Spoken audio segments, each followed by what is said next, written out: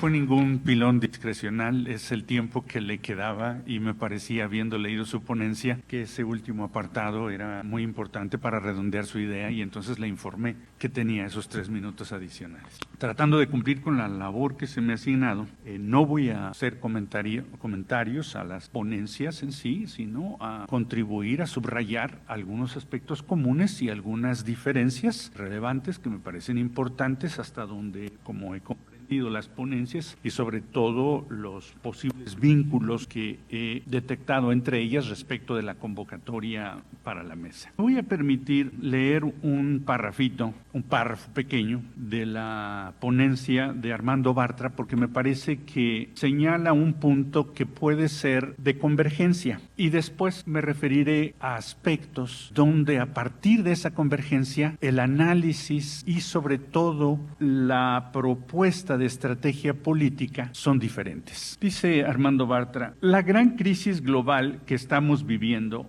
pone en cuestión al neoliberalismo, pero también al capitalismo como modo de producción y a la propia modernidad occidental, conduciéndonos a una época de transición más o menos prolongada, donde habremos de ir mudando estructuras civilizatorias de larga duración. Me parece que es un párrafo clave para mí, fue clave para tratar de articular las 3 ponencias. Me parece que habría elementos comunes, 3 no de la misma manera, pero participarían más o menos de esta posición. Y sin embargo, ¿cómo analizar los orígenes, las características de esta crisis y los posibles escenarios para tratar de superarla y qué tipo de revolución, en todo caso, contribuir a construir? Me parece que ahí hay diferencias importantes. Me parece que una de las diferencias es que mientras que en la ponencia de Armando me parece entender que hay una noción de capitalismo en términos de que tiene características que han sido fundamentales en términos estructurales,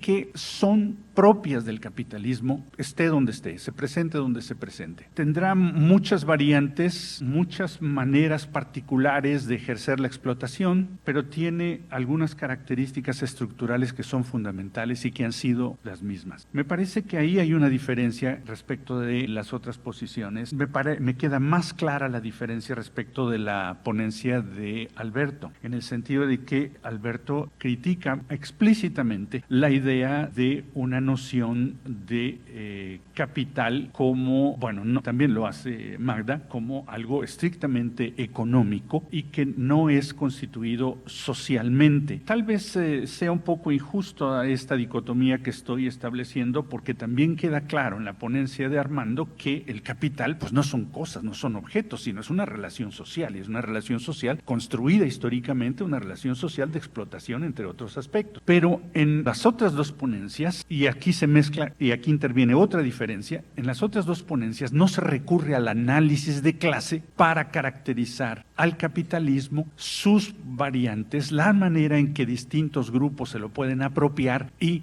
la manera en que pueden reinventar modernidades, apropiarse el capitalismo, tratar de construir nuevas formas de vida y de bienestar. En el caso de Armando es clara la posición de la importancia del análisis de clases sin subestimar las heterogeneidades de los grupos que en la práctica podemos encontrar. Él lo aclaró muy bien al final, en qué sentido hablaba de lo que puede, de esas frentes comunes que se pueden construir, que se pueden imaginar y que se pueden tratar de construir y que le dan sentido y fuerza a una lucha, no nada más a un análisis académico, y él subraya eso en su texto. Otra de las diferencias, en el caso de Alberto, sobre todo en el caso de Alberto, en lugar de una noción de clase social, es una noción de actores nómadas, donde la noción de actor remite a una noción de redes o de alianzas, él utiliza sobre todo la palabra de alianzas, entre humanos y no humanos, que pasa por afectos también, no exclusivamente, pero pasa por ahí. E insiste mucho en la fluidez, en el cambio, en la heterogeneidad,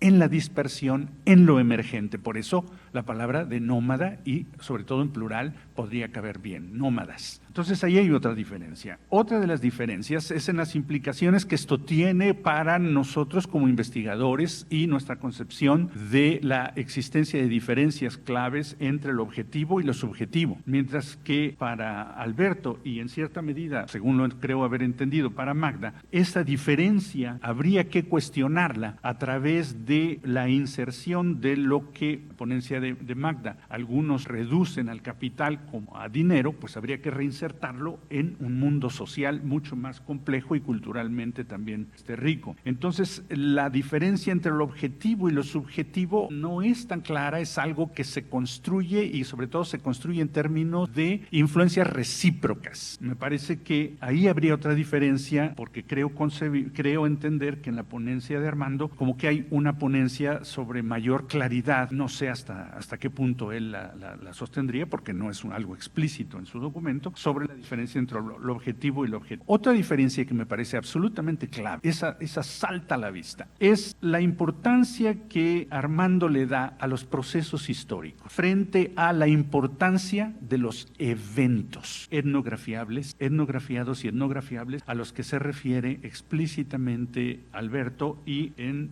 cierto sentido Magda, pero siempre en relación con los intentos por elaborar programas de combate a la pobreza desde instancias gubernamentales o desde ONGs y en relación con las condiciones específicas de vida y de lucha por una vida digna de los supuestos o los llamados pobres. Hay otra diferencia que me parece muy importante. Cuando Armando habla de los campesinos y termina hablando de campesindios, lo hace porque es muy explícito en la ponencia y muy claro que si bien los campesinos no solo hay que analizarlos como clase social explotada, sino también como étnicamente sometidos, si bien hay que hacer eso, él señala desde su punto de vista, desde su argumentación, los peligros de un énfasis desmedido en los aspectos identitarios. Para esto se refiere no solo a una serie de autores que han sido criticados por los estudios subalternos, sino también se refiere críticamente a los sociólogos decoloniales en torno a la Asociación Latinoamericana de Sociología. De ahí entonces, de esas distintas posiciones, hay no solo un análisis, sino una estrategia política y propuestas políticas. Son textos porque por la naturaleza misma de los textos no pueden ser textos escritos nada más en indicativo. Es decir, son textos también en cierta medida políticos que toman una posición política y de los cuales se puede a veces leer en algunos casos de manera muy explícita propuestas de estrategia política y en otros pues las puede uno desprender, ¿no? O inferir con el riesgo de interpretación que eso conlleva. Pero me parece que en el caso de Armando,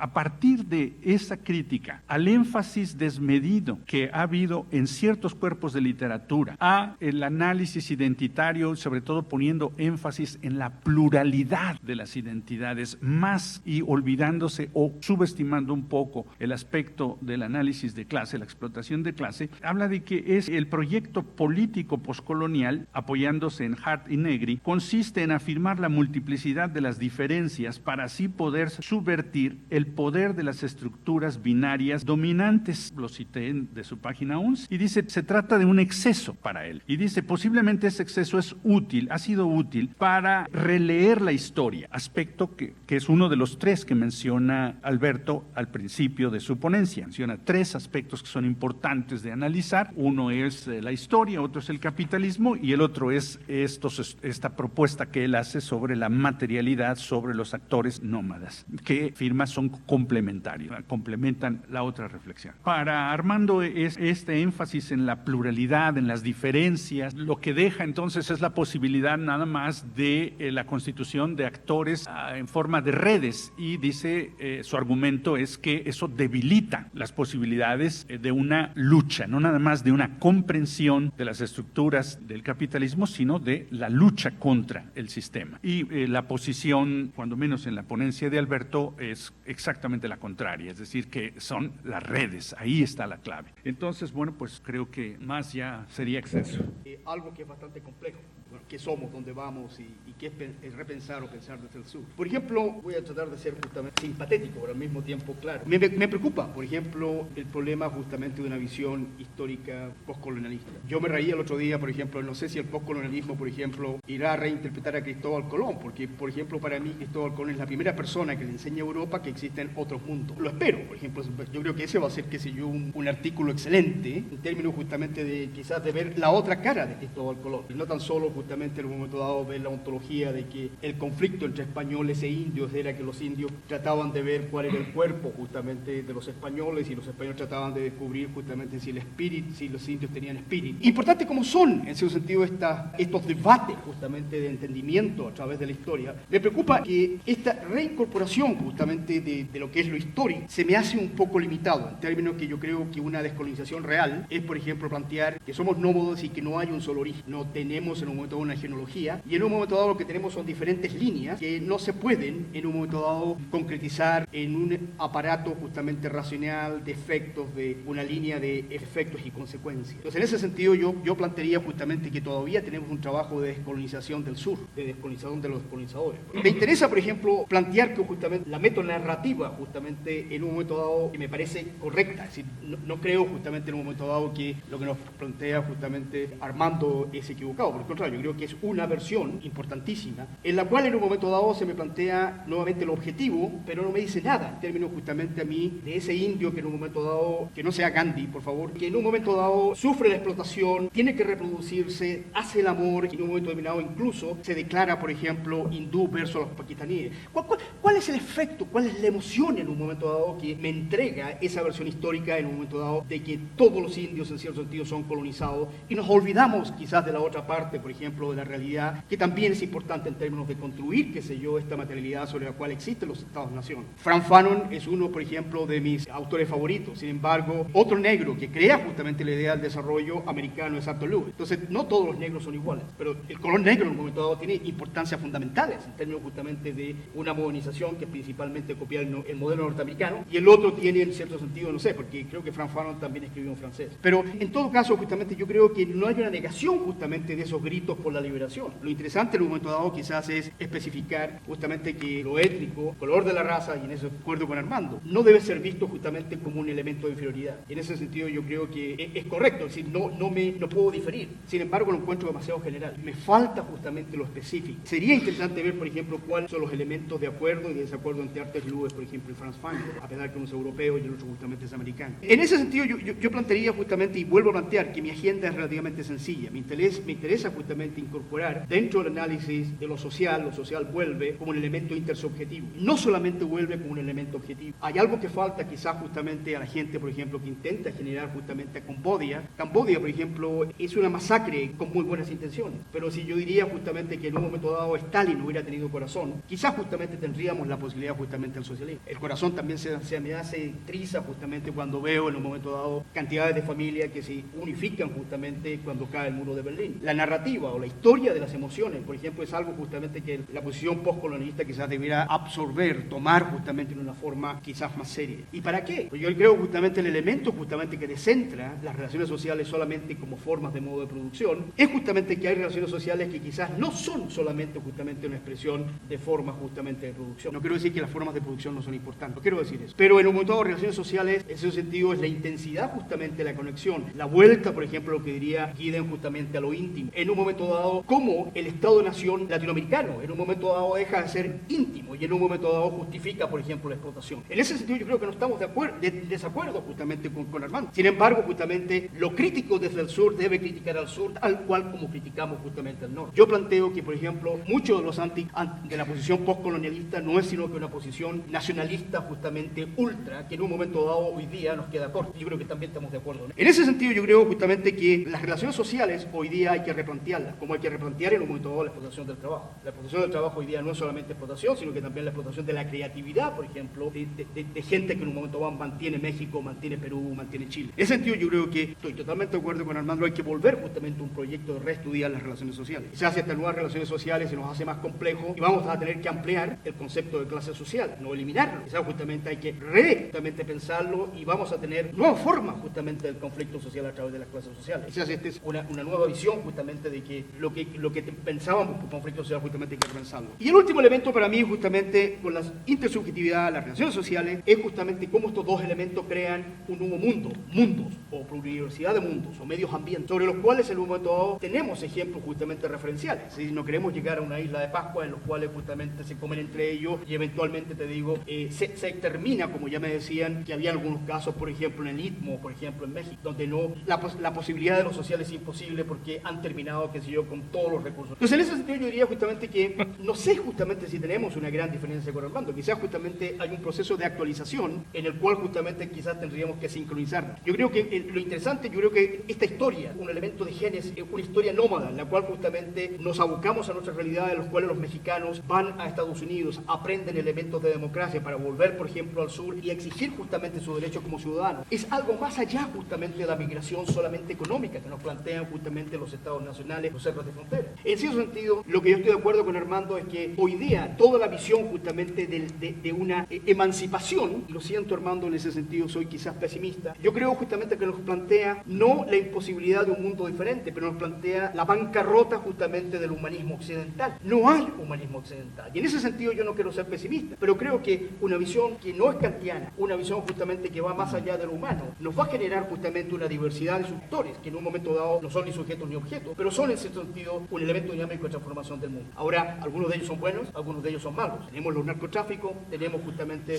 movimientos como zapatistas. En cierto sentido, el problema nuestro es que no somos en un momento dado solamente personas que estamos describiendo la filosofía en un momento dado de un nuevo mundo. La estamos viviendo, la estamos exigiendo. Y en ese sentido, yo creo que estamos en un momento muy fantástico que es el momento de una nueva ciencia social. Pero rescato justamente muchos de los elementos justamente de Armando y los hago míos. Muy interesante los puntos que recogiste de las tres ponencias. Muchas gracias, Sergio. Y de acuerdísimo. Yo, por ejemplo, no hago un análisis de clase con referencia al capital. Y esto tiene que ver con que estoy viendo en mis estudios cómo el capital no es monopolio de una clase. Cómo el capital, si no vemos el capital únicamente en términos monetarios, entonces no es monopolio de una sola clase, y eso nos permite, nos abre muchas más alternativas en esa lucha de clase. Yo no descarto el concepto de clase. Lo que pasa es que no estoy suponiendo que hay una clase que tiene el monopolio del capital, sino que estoy suponiendo que el capital es objeto de lucha, pero que también hay capital en las clases bajas, es otro tipo de capitales, si tú quieres, pero que los tenemos que ampliar. Y en eso coincido con lo que dice Alberto, que hay que a lo mejor cuestionar o reformular un poco nuestra noción de clase, al igual que tenemos que reformular la noción de capital. En ese sentido, el capital no sería necesariamente una relación social de explotación, sino que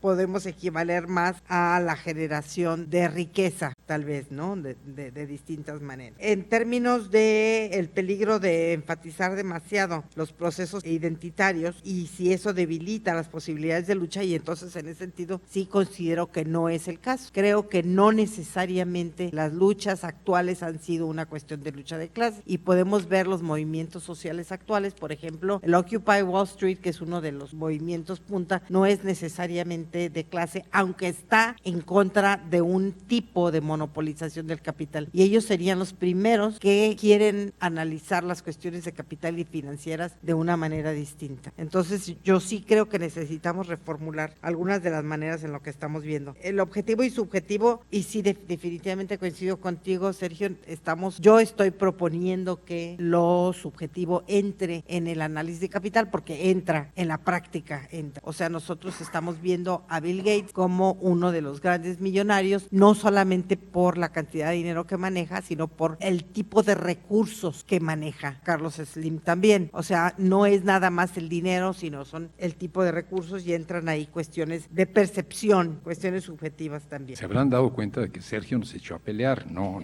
sí. Podemos caer en esa provocación, porque de eso se trata, o no necesariamente en todo. Entonces, más bien tratar de afinar. Yo estoy esencialmente de acuerdo con lo que han planteado en esta mesa, tanto Magda como Alberto, incluso con lo que tú planteas, y creo que no son necesariamente excluyentes. En algunas cosas yo creo que voy más lejos, por algunas cosas ellos creen que van más lejos que yo, y de eso se trataría. Entonces, a ver, primero, este asunto de las clases. Yo lo que creo es que hay que repensar, como tú dijiste hace un rato, esta vieja idea de clases sociales. Por alguna razón el concepto de clase fue exitoso, por alguna razón, durante mucho rato, la gente se identificaba con la clase y se preguntaba a qué clase pertenecía y afirmaba que los actores verdaderamente transformadores eran tales o cuales, y se nos fue desmoronando el concepto. Yo creo que es legítimo que se nos haya desmoronado porque era una visión economicista, una visión determinista, una visión clasificatoria de las clases. Hasta el propio término es bastante desagradable, clases como una suerte de cajoneras en las cuales tú perteneces de manera fatalista. Esto no sirve absolutamente de nada. Puede servir para hacer descripciones socioeconómicas, demográficas, pero no sirve para entender quiénes son los actores. Pero la otra visión, la visión de recuperemos la diversidad, recuperemos lo local, recuperemos las agencias, recuperemos a los actores, pierde de vista, esa es mi opinión, la existencia de sujetos de mayor magnitud que no se ven en lo local, que no se ven en la comunidad, que no se ven en los colectivos localizados, que no se ven en las identidades étnicas, pero que están ahí. Los actores son nómadas, la gente se mueve, las ideas se mueven, la gente dialoga, la gente va a reuniones, encuentros, simposios, congresos, coloquios, le pagan los viajes,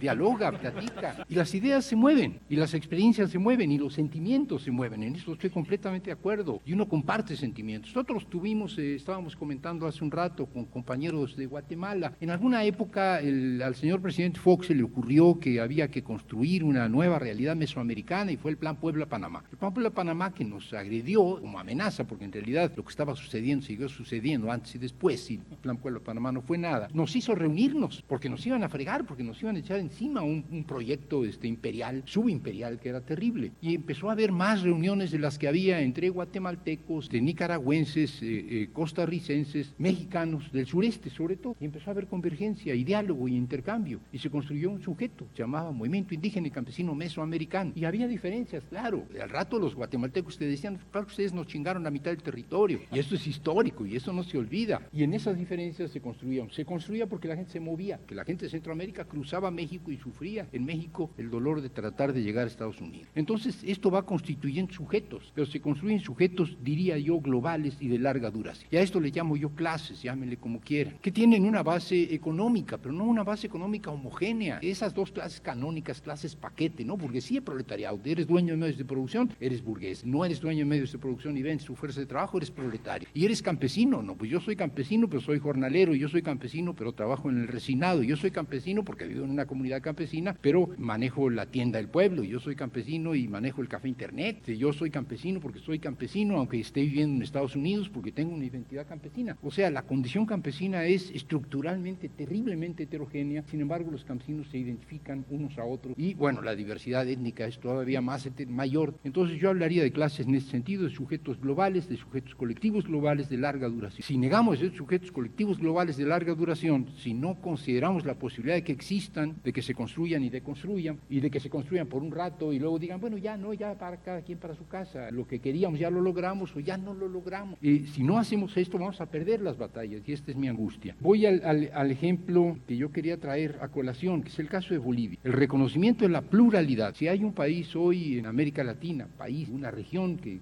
se identifica con un nombre que fue un presunto Estado-nación, que nunca lo fue, dicen los propios bolivianos, en donde se reconoce la pluralidad de comunidades, Bolivia. Comunidades que conforman lo que se llama Bolivia y que fue el punto de partida de un diálogo y de una convergencia. Sí hay aquí boliviano, el pacto de unidad. El pacto de unidad fue eso, un pacto de unidad, o sea, un acuerdo de actuar conjuntamente en su diversidad. Quizás la mayor diversidad era amazónicos y gente del altiplano, con dos visiones del mundo diferentes, con dos hábitats diferentes, con dos mundos diferentes, incluso dentro de estos hábitats no es lo mismo la visión del altiplano que pueden tener aymaras, de la que tienen los quechuas, o la que tienen los aymaras migrados a las zonas medias, en donde el clima es otro y se identifican como campesinos, o las que tienen los tribales, dicen, los salvajes, dicen, que se apropian de otra manera, que son nómadas y que viven en una relación con el medio distinta. Muy heterogéneos, pero se pusieron de acuerdo. Si no se hubieran puesto de acuerdo, no hubieran podido acabar con las transnacionales, no hubieran podido acabar con la dictadura del Fondo Monetario Internacional, no hubieran podido llevar a Evo Morales a la presidencia. A lo mejor ahora algunos se arrepienten, pero lo lograron en ese momento. No hubieran podido, en un pacto de unidad, crear una nueva constitución. ¿Qué es una nueva constitución? No es más que las reglas del juego. Cómo de aquí en adelante vamos a seguir dialogando, cómo de aquí en adelante vamos a seguir chocando unos con otros, cómo de aquí en adelante nos vamos a seguir complementando. Si respetamos las reglas del juego de la nueva Constitución, la pluralidad de mundos que somos en Bolivia podrá funcionar un poco mejor. Si no la respetamos, funcionará mal. Es esto a lo que yo le apuesto. Y para terminar, la batalla por la diversidad, por reconocerla, por vivirla, por sentirla. Esta diversidad que es territorial, que es diversa como lo es la naturaleza, que se da en el espacio, versus la unidad o la tendencia a la uniformidad o la búsqueda de la uniformidad o la imposición de la uniformidad, que me parece fundamental, no debiera, no sé por qué, ocultar la batalla por la historia. Es decir, tenemos que dar otra gran batalla. La modernidad nos vendió no solo una idea de lo que es este mundo, su extensión, en su espacialidad, sí pues en su territorialidad, sino que nos vendió una idea de lo que es el tiempo. Un tiempo lineal, un tiempo homogéneo, un tiempo progresivo, un tiempo ascendente, un tiempo único al que hay que montarse, porque si no estás fuera de la modernidad, estás fuera del tiempo y estás atrás. Bueno, esa idea tenemos que destruirla, tenemos que volver a repensar la historia como volvemos a repensar el territorio. Entonces son mundos distintos y son historias distintas. Y esas historias distintas son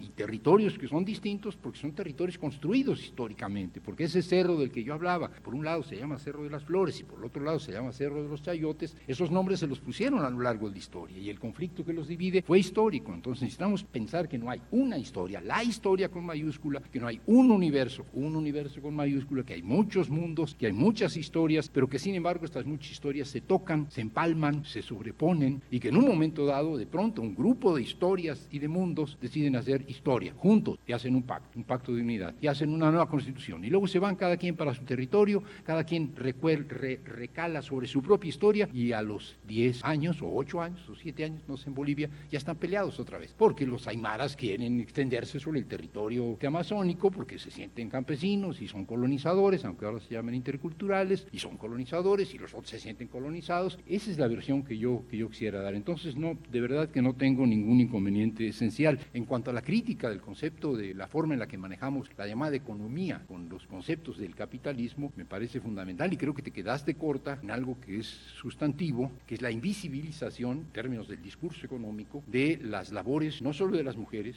sino de todos aquellos que no participan directamente en sus productos o con su fuerza de trabajo en el mercado. Los niños, los viejos, los jubilados, las mujeres, los desempleados. ¿Cómo pensamos un mundo en donde las labores, las acciones de todos, no por su productividad, sino por el esfuerzo que implican y por solidaridad que suponen con el resto de estarlos haciendo, son medidos, son tomados en cuenta? Quizás no son medidos, son valorados, solo medición, no es un problema cuantitativo. Entonces es un problema de género, pero va más allá de eso. Creo que sí es absolutamente fundamental. Hay mundos, hay historias, sí, hay identidades, sí, pero yo no conozco hasta ahora ningún mundo, ninguna historia, ninguna identidad, ninguna comunidad en donde no haya hombres y mujeres. Y esta diferencia, hombres y mujeres, conforma dos comunidades distintas dentro de una misma comunidad siempre. Dicen por ahí algunas mujeres feministas que hubo un tiempo en la historia donde eso no sucedía. También Marx inventó que había una comunidad primitiva, siguiendo a Morgan. No es cierto, no hubo tal comunidad primitiva y creo que tampoco hubo tal comunidad en donde los hombres y las mujeres se llevaran a todo dar. También hay que reconocer que esta diversidad de comunidades dentro de la comunidad pasa por los géneros y eventualmente pasa por las edades. Entonces hay un problema también de un diálogo, de una pluralidad. Son culturas diferentes, son ritos de iniciación distintos, lo del varón y los de la mujer, son normas diferentes, son territorios diferentes. El territorio de los hombres llega más lejos, el de las mujeres llega menos lejos, los niños juegan más allá, las mujeres juegan más acá, las mujeres conocen muy bien su territorio inmediato,